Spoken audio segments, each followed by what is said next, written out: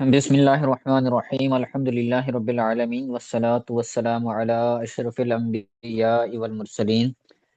آج سے ہم ایک نئی کلاس کا آغاز کر رہے ہیں کہ جس کے اندر ہم عربی عبارت، ترجمہ، اعراب، وجہ اعراب اور ترجمہ کرنے کا انداز اور ترکیب کس طرح کی جائے تو وہ سیکھنے کی ہم بھرپور کوشش کریں گے۔ تو ہماری کوشش یہی ہوگی کہ ہم تقریباً صرف و نحو کے جتنے قواعد ہیں یا اکثر جو قواعد ہیں ان کا اجرا بھی کیا جائے۔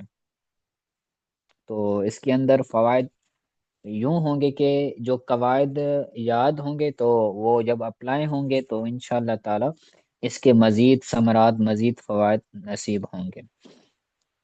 تو اس کے لیے ہم نے مشہور اور معروف کتاب شرح میں تو عامل کتاب چوز کی ہے کہ جس کے اندر ہم ترکیب بھی کریں گے، ترجمہ کرنے کا انداز بھی اختیار کریں گے اور مزید چیزیں بھی سیکھیں گے۔ تو اللہ تعالیٰ سے دعا اللہ تعالیٰ ہمیں صحیح سمجھنے اور یاد رکھنے اور آگے پہنچانے کی توفیق عطا فرمائے۔ سب سے پہلے بسم اللہ الرحمن الرحیم، یعنی اللہ تعالیٰ کے نام سے شروع جو رحمان ہے اور رحیم ہے، رحمان رحیم ہے۔ تو اس کی ترکیب اس طرح کی جاتی ہے کہ یہ با جارا ہے اور اسم یہ مضاف ہے اور لفظ اللہ موصوف ہے۔ با جارا، اسم مضاف، لفظ اللہ موصوف، الرحمن لفظ اللہ کی صفت اول، الرحیم لفظ اللہ کی صفت ثانی۔ لفظ اللہ موصوف اپنی دونوں صفتوں سے مل کر بنے گا مضاف الیہ اسم کا۔ اسم کو ہم نے مضاف بنایا تو اب جو لفظ اللہ موصوف بن رہا تھا تو اپنی دونوں صفتوں سے مل کر موصوف صفت ہو کر مرکب توصیفی ہو کر یہ بنے گا مضاف الیہ اسم مضاف کے لیے۔ اسم مضاف اور مضاف الیہ مل کر مرکب اضافی ہوں گے اور مرکب اضافی ہو کر پھر با جارا کے لیے یہ بنے گا مجرور۔ با جارا ہے، حرف جار ہے اور یہ مجرور ہے، تو جار مجرور مل کر یہ بنے گا ظرف مستقر۔ جار مجرور جب جس کے متعلق ہوتے ہیں تو وہ ظرف بنتا ہے، اور ظرف جو ہوتا ہے وہ کبھی ظرف لغو ہوتا ہے، کبھی ظرف مستقر ہوتا ہے۔ تو ظرف لغو تب بنے گا جب اس کا جو متعلق ہے، جار مجرور جس کے متعلق ہو رہا ہے، جس کو متعلق کہتے ہیں، تو وہ اگر لفظوں میں موجود ہو، عبارت میں، پڑھنے میں، الفاظ میں لکھا ہوا ہو، پڑھنے میں آ رہا ہو، تو اس کو کہیں گے کہ یہ ظرف لغو ہے۔ اور اگر پڑھنے میں نہ آ رہا ہو، لکھا ہوا نہ ہو، محذوف ہو اور اس محذوف کے یہ متعلق بن رہا ہو تو یہ بنے گا ظرف مستقر۔ اور اب یہ بسم اللہ الرحمن الرحیم یہ سارا مل ملا کر جار مجرور بنا ہے، تو اب یہ متعلق ہوگا اشرعو کے۔ تو اب یہ ظرف لغو بنے گا کہ ظرف مستقر بنے گا؟ جی تحریر کریں، یہ ظرف لغو بنے گا یا ظرف مستقر بنے گا؟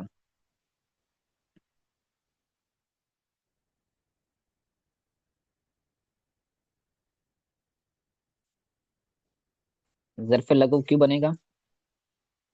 کیا اشرع فعل جو ہم معذوف نکال رہے ہیں وہ موجود ہے، لکھا ہوا ہے ادھر؟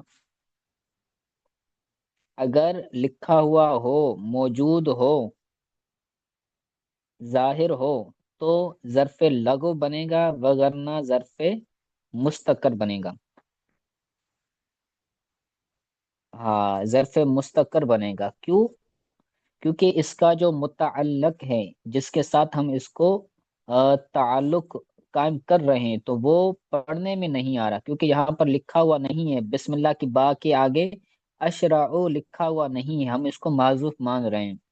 تو جو محذوف نکالیں گے، ثابتن، موجودن، یا کوئی فعل نکالیں گے، آ، ٹھیک ہے، تو اشرو جیسے ہم نے فعل نکالا ہے، تو اب یہ ظرف مستقر بن جائے گا، ظرف لغو میں نہیں بنے گا۔ تو یہ بسم اللہ کی ترکیب تھی، بسم اللہ کی ترکیب اور ظرف مستقر ظرف لغو کی جو معنی ہے وہ سمجھ آ گئی؟ جی کوئی بات نہیں۔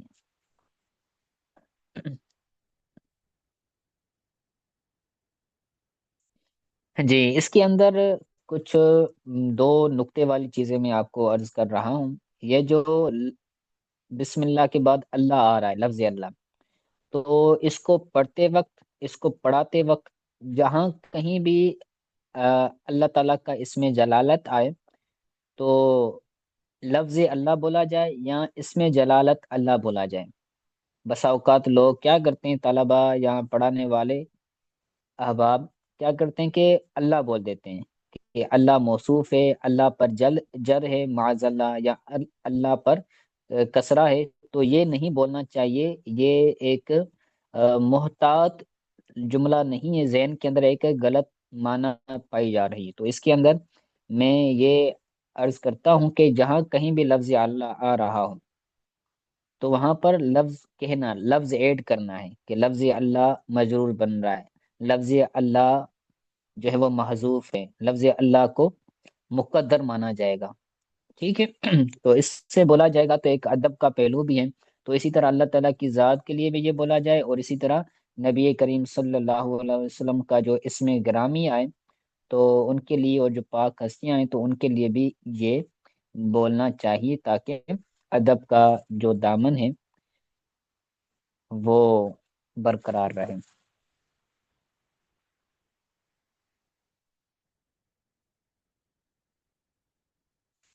جی یہ بھی آپ کی بات درست ہے کہ لفظ اللہ، صحیح لفظ کا لغوی معنی جو ہے وہ پھینکنا ہے، تو یہ بھی لفظ اللہ کے لیے نہ بولا جائے، جی صحیح ہے۔ تو معین کر دیتے ہیں بس، اسم جلالت اللہ، اسم جلالت اللہ بولا جائے، ایک یہ نقطہ۔ اور دوسرا نقطہ یہ کہ جب ہم بسم اللہ کو پڑھتے ہیں تو پھر جو ہے وہ ترجمہ کرنے کی جب باری آتی ہے تو اس کے اندر اعلیٰ حضرت امام اہل سنت رحمۃ اللہ تعالی علیہ نے جو بسم اللہ کا ترجمہ کیا ہے وہ کیا ہے اللہ کے نام سے شروع، جو مہربان، جو نہایت مہربان اور رحم فرمانے والا ہے۔ یعنی جب ہم ترجمہ کریں گے تو ترجمے کی شروعات، ترجمے کی ابتدا اللہ تعالیٰ کے نام سے ہوں، کہ اللہ کے نام سے شروع جو مہربان اور رحم فرمانے والا ہے، کیونکہ ہم بسم اللہ پڑھیں، اور بسم اللہ کا مطلب ہے اللہ کے نام سے شروع، تو بسم اللہ کا جو ترجمہ ہو تو اس میں بھی اللہ کی ذات کا جو نام ہے وہ اسم ہے، تو وہ بھی سب سے پہلے آنا چاہیے، کیونکہ یہی مقصود ہے بسم اللہ شریف کا۔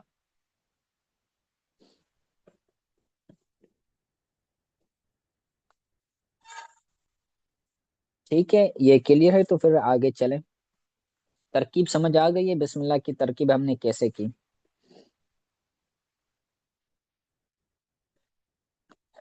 چلو ماشاء اللہ۔ آگے ہے الحمد للہ رب العالم، الحمد للہ علی نعمائہ الشاملۃ، الحمد، تو یہاں پر الحمد ہے، لفظ حمد ہے، تو اس پر الف لام داخل ہے۔ یہ الف لام کون سا ہے؟ الف لام کی پانچ قسمیں ہیں نا، تو ان پانچ قسموں میں سے یہ الف لام کون سا ہے؟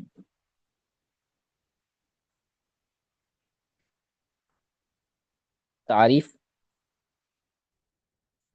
تو وہ معرفہ تو ہے، معرفہ کے علاوہ یہ معنی کون سی دے رہا ہے؟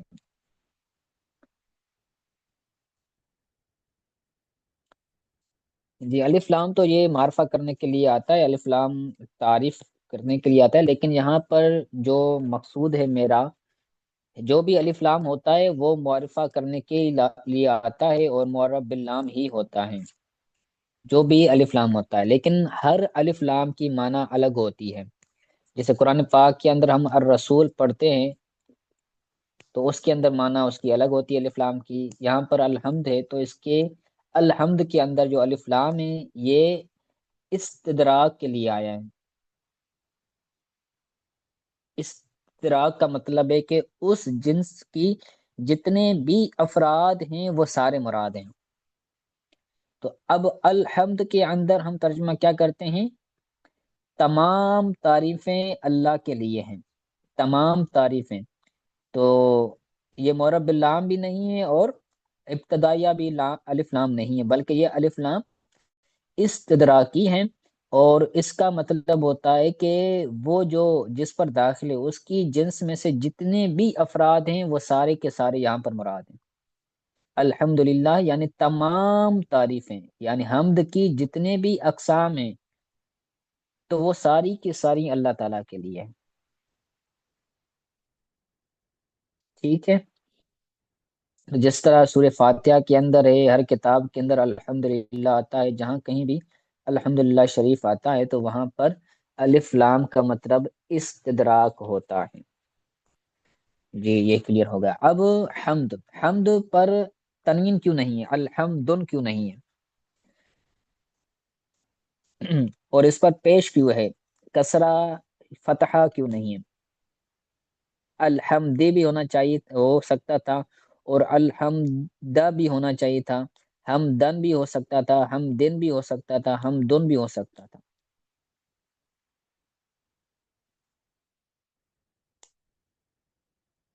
مرفوعات میں سے کون سا مرفوع ہے؟ مرفوعات کتنے ہیں؟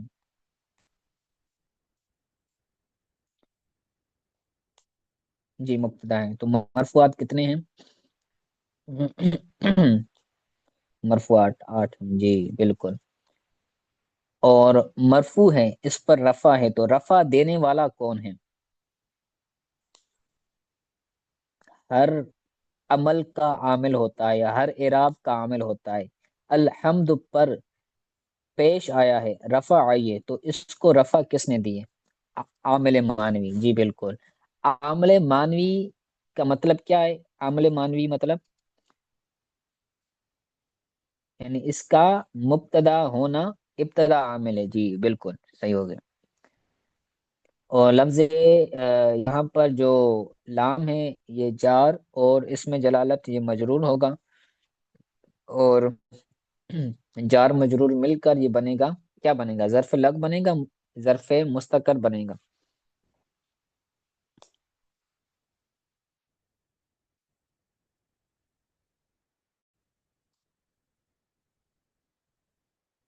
ظرف مستقر، جی شاباش۔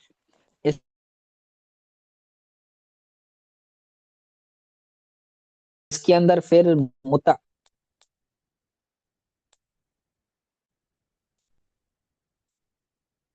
یعنی اس کا تعلق کس سے، حمد سے نکالیں گے یا جو ہے وہ معذوف نکالیں گے؟ اس کو متعلق کس کے کریں گے؟ جی ثابتن نکالیں گے، یعنی ترجمہ بنے گا کہ تمام تعریفیں اللہ تعالیٰ کے لیے ثابت ہیں۔ اس کے بعد ہے اعلی، اعلی، اعلی نامائہ الشاملۃ، اعلی حرف جارہ، نعما مضاف، ہی ضمیر مضاف الیہ، الشاملت موصوف۔ نامہ مضاف، ہی ضمیر مضاف الیہ، مضاف مضاف الیہ مل کر بنے گا موصوف۔ الشاملت یہ بنے گی اس کی صفت، موصوف صفت مل کر یہ بنے گا مجرور برائے جار۔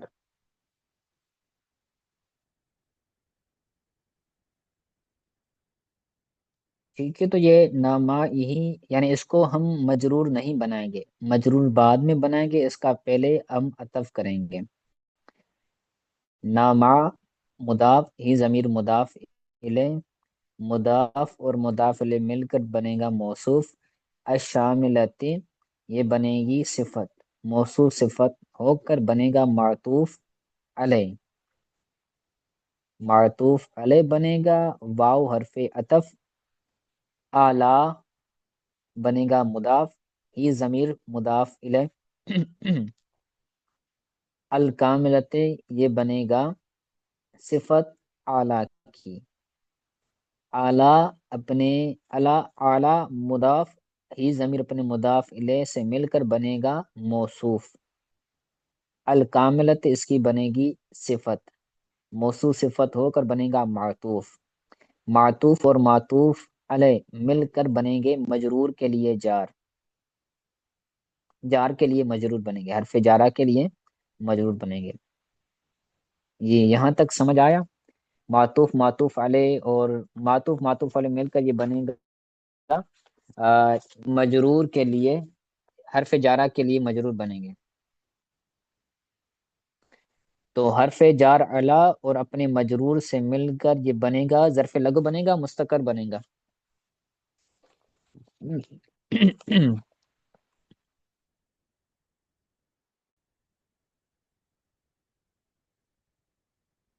ظرف مستقر بنے گا اور اس کے لیے محذوف نکالیں گے مستحق، مستحق معذوف نکالیں گے، پھر یہ بنے گی خبر۔ اور جو آپ نے بیان فرمایا کہ الحمد یہ مبتدا ہے، تو مبتدا اور یہ خبر، مبتدا خبر مل کر جملہ اسمیہ خبریہ ہوگا۔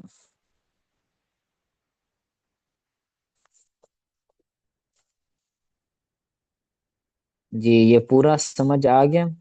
اس کا ترجمہ کریں گے کہ تمام تعریفیں اللہ تعالیٰ کے لیے ہیں، اس کے اس کے تمام شامل نعمتوں کو، اس کی تمام شامل نعمتوں پر، اور اس کی تمام کامل اعلیٰ کا مطلب یہاں نیچے لکھا ہوا ہے اعلیٰ اللہ، اعلیٰ کا مطلب ہوتا ہے یہ اعلیٰ جمع ہے علی کی، اور نعمت ہے، یعنی اللہ تبارک تعالیٰ کی تمام نعما نعمتوں پر، اور اعلیٰ بھی اس کو بھی نعمت ہی کہتے ہیں، تو تمام کامل نعمتوں پر اور شامل نعمتوں پر اللہ تبارک تعالیٰ کی تعریف ہے۔ مزید بھی انہوں نے دقیق فرق کیے ہیں، تو نیچے حاشے کے اندر مل جائے۔ ترجمہ بھی سمجھ آ گیا، اعراب بھی سمجھ آ گیا، ترکیب بھی سمجھ آ گئی۔ ثابتن ہر جگہ کیوں نکالتے ہیں؟ ثابتن کے علاوہ اور بھی نکال سکتے ہیں، متعلق اور مقام و محل کے اعتبار سے نکالتے ہیں، جیسے زید فی الدار، یہ جملہ ہے زید فی الدار، تو جار مجرور یہاں پر ثابتن بھی نکال سکتے ہیں اور موجودن بھی نکال سکتے ہیں، ضروری نہیں ہے کہ ثابتن ہی نکالیں، موجودن بھی نکال سکتے ہیں، اور جو ہے وہ اسی طرح نہیں ثابتن کے علاوہ اور بھی نکال سکتے ہیں، صرف ہی ثابتن نہیں نکالتے ہیں، اور بھی نکال سکتے ہیں، کائنن بھی نکالتے ہیں، کائنن، شاملن بھی نکال سکتے ہیں، تو جو بھی معنی کے مطابق اور مفہوم کے مطابق، اعراب کے مطابق لفظ نکالنا درست ہو تو وہ نکال سکتے ہیں۔ جیسے زید فی الدار کے اندر ہم نے موجود نکالا، تو موجود نکالنا یہ ثابت نکالنے سے زیادہ بہتر ہے کہ زید گھر میں ہے، یعنی زید گھر میں موجود ہے۔